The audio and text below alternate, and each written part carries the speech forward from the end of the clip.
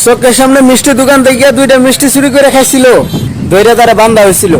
অথচ সরকারি ব্যাংকের মাঝে সবার কাছ থেকে যে সম্বালা 2 কোটি টাকা একসাথে মাইরা খাইলো, তখন সবাই সার সার বললে চলে আইলো।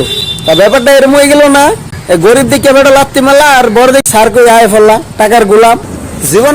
হ্যালো গাইস, আমার চ্যানেল লাইনে স্বাগতম।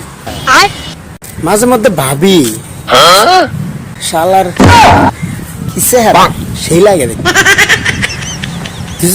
ওইলো কপালে কোনো গার্লফ্রেন্ড নাই, ডাইরেক্ট বিয়া করছে। যে একটা গার্লফ্রেন্ড ছিল ওইতে ভালো ভাইলাম বললে আনার দেহ জানি এবার বলতেছি কই থাকতে আমার কোন যে, হ্যাঁ আমি গার্লফ্রেন্ড চাই।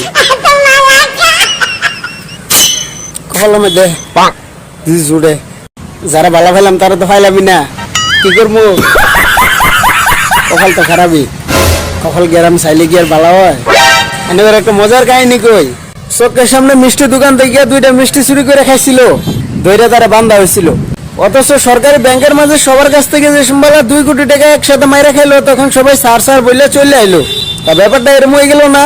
গরিব দিকে বেটা লাত্তি মারলা আর বড় দিকে সার করে আয় ফেললা, টাকার গোলাম জীবনে বাইতে গেছে। পাই আর না পাই কিছু একটা কাম করছি, 4-5টা ফ্যাম করছি, যে মেয়েদের সবটির ধোকা দিছি। যারা আমার ছেড়ে গেছে তারাই কয়, আমার জানা মতে না তারার জন্য তো চোখদা কোনো সময় কান্নাও করছি, যার জন্য আমি শিখাইও গেছি।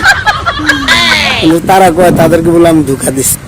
হইব ঠিক আছে, খুশি সাইরা তো গেল। আমার কোনদিন যে আমার কথা মনে পড়ে বাইশা লগে হইতে গেল যায়, তাও তুমি আমার হইতা না। মনের মধ্যে একটাই টেনশন, শালিরে কত পালা ফেললাম, খাইবার ফেললাম না।